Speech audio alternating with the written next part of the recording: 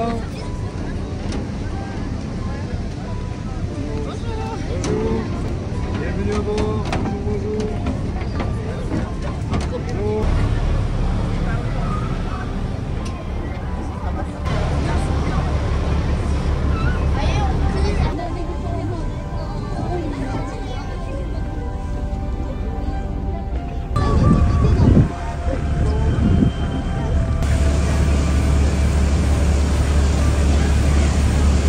On va faire route vers la falaise, donc on va monter vers le nord, on va faire un cap au nord, on va voir le vent de face. Il est possible que les enfants qui sont sur l'avant, alors je dis bien il est possible, c'est pas sûr, il y ait quelques embruns sur le bateau.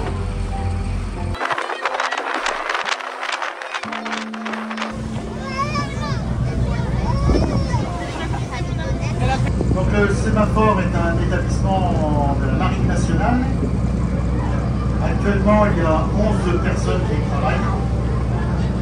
Sur les 24 heures sur 24. La mission des sémaphores, on va d'abord parler de la mission purement militaire et la surveillance et la protection des eaux territoriales françaises. Le bâtiment de plaisance, de commerce est suivi, identifié, répertorié, interrogé pour savoir où ils vont, ce qu'ils transportent, combien de personnes à bord, si c'est des produits dangereux ou pas. Notre sorcière bien aimée. Alors on commence à la découvrir. Les enfants qui sont sur l'avant, vous devez commencer à la voir apparaître. On a tout d'abord au sommet de la falaise, en haut à droite, vous avez le chapeau de la sorcière. Un petit peu plus bas, on aperçoit le front, l'œil, le nez crochu, la bouche et le menton de la sorcière.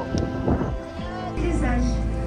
Tout d'abord, au tout début, à la création de la falaise, elle n'était qu'un fond marin basique, peuplé de petites roches et minéraux.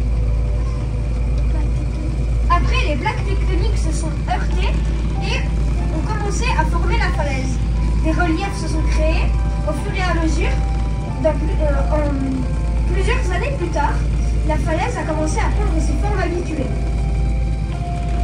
Les roches de la falaise sont le marbre, de la pierre calcaire plus de l'argile et du calcaire. Maintenant, la falaise est un moment historique de Leucate. Elle est devenue un endroit touristique qui est connu dans tout Leucate et aussi un monument historique à préserver, un recueil d'histoire qui possède plusieurs secrets dont nous n'avons pas encore percé tous les mystères. Merci de nous avoir écoutés. Merci. Merci.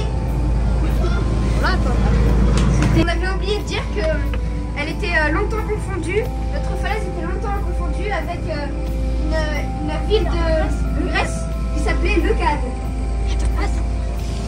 Par sa couleur blanche caractéristique des falaises grecques, ça leur faisait penser à notre falaise de Leucade. C'est ainsi que notre ville s'appelle Leucate.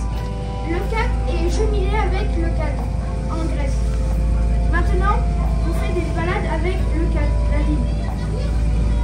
Merci. Merci. Alors, Leucade, en Grèce, s'appelle également Lefkada.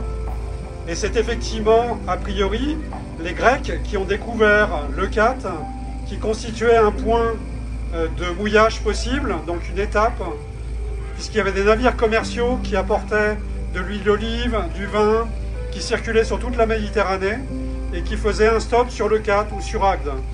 Donc le nom de Leucate vient effectivement de Lefkada.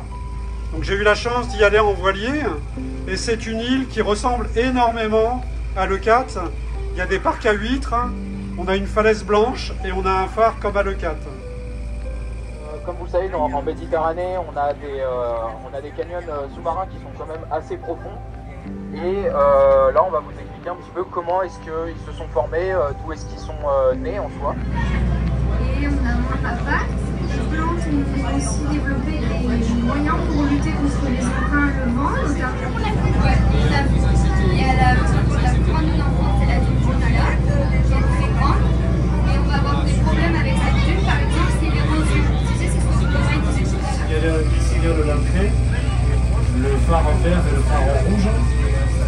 partout dans le monde, c'est pareil.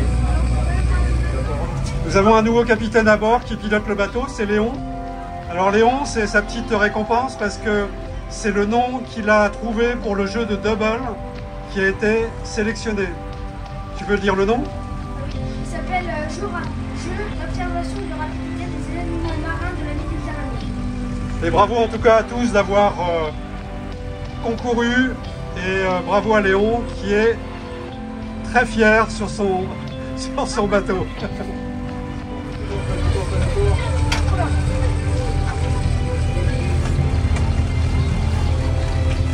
Ah, c'est bon, tu vois, il commence à tourner.